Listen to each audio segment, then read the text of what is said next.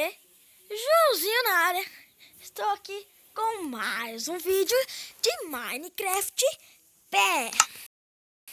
Eu estou aqui para ensinar fogão. Um fogão. Que eu gosto de fogão, gosto de comer. Não é porque eu sou gordo não, né? É porque eu sou magrinho, então tem que comer, né? Então, as coisas para fazer, você vai precisar de de um ejetor, um funil, cadê? Uma fornalha e um baú. Então é bem simples isso daqui. Você vai colocar... Não, baú não. Não pega o baú. Não pega o baú. Você vai colocar assim, esse é simples. Você coloca aqui, bem simplesinho. E ela vem ainda assada, tá? Pra vocês saberem. Assim. Deu uma ideia bem legal. Se quiser colocar aqui assim, ó. E colocar assim. Na sua casa, tá? Aí você colocar assim. Colocar assim. Você pega um botão no lugar desse baú aqui, tá? Botão. Cadê? Botão. Cadê? Botão. Aqui, botão. Você coloca um botão aqui. Aí você coloca.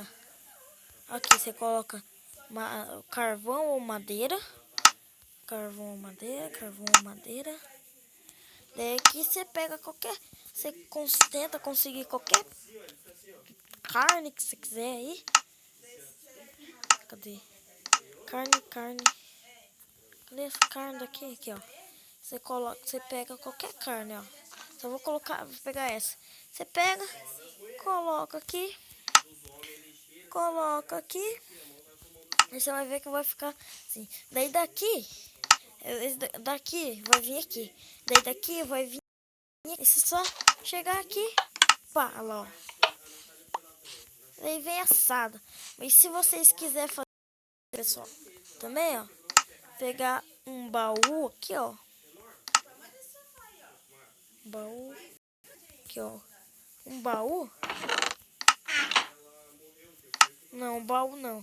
Vocês vão ter que colocar um funil aqui. Eu acho que colocar assim.